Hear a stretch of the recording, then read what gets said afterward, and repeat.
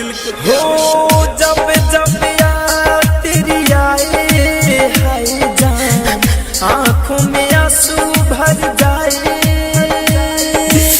जब जब याद तेरी आए आँखों में आंसू भर जाए। कैसे बताऊं तुझे समझाऊं, ना कभी दिल से तुझे भुलाता।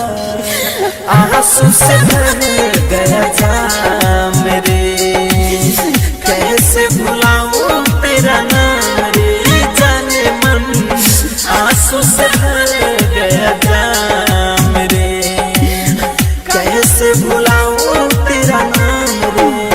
जब जब याद तेरी आए जाने मन, आंखों में आंसू भर जाए।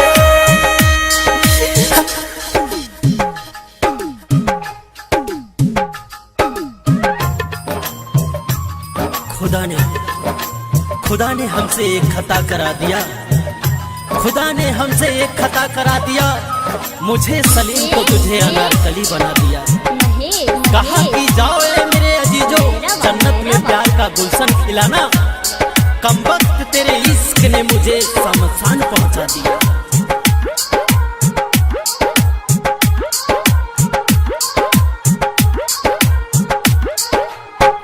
कैसे भुलाऊं तेरी अदाएं, शामों सहरे अब तेरी आए। अब ये तो मिलना हो गया बेगाना, मैंने कभी ना सोचा न जाना।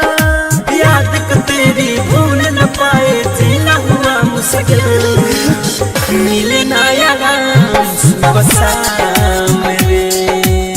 कैसे भुलाऊं तेरा नाम रे जान, आंसू से भर गया जाम रे।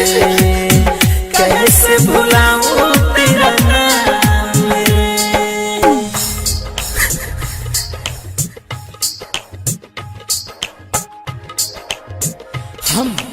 हम उम्मीदों की दुनिया बसाते रहे, हम उम्मीदों की दुनिया बसाते रहे। वो पल पल हमें आजमाते रहे।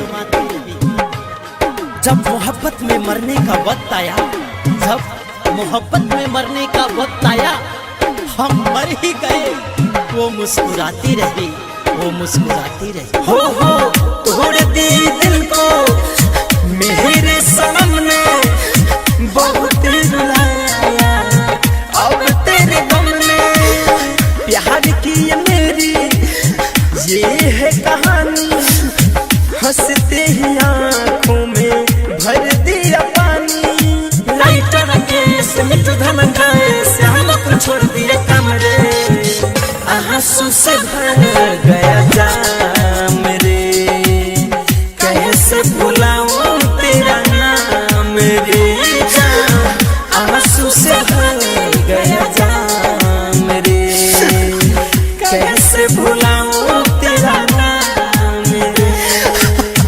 जब जब याद तेरी आए जाने जा, आंखों में आंसू भर जाए।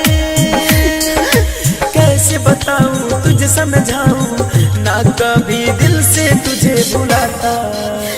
आंसू से भर गया जाम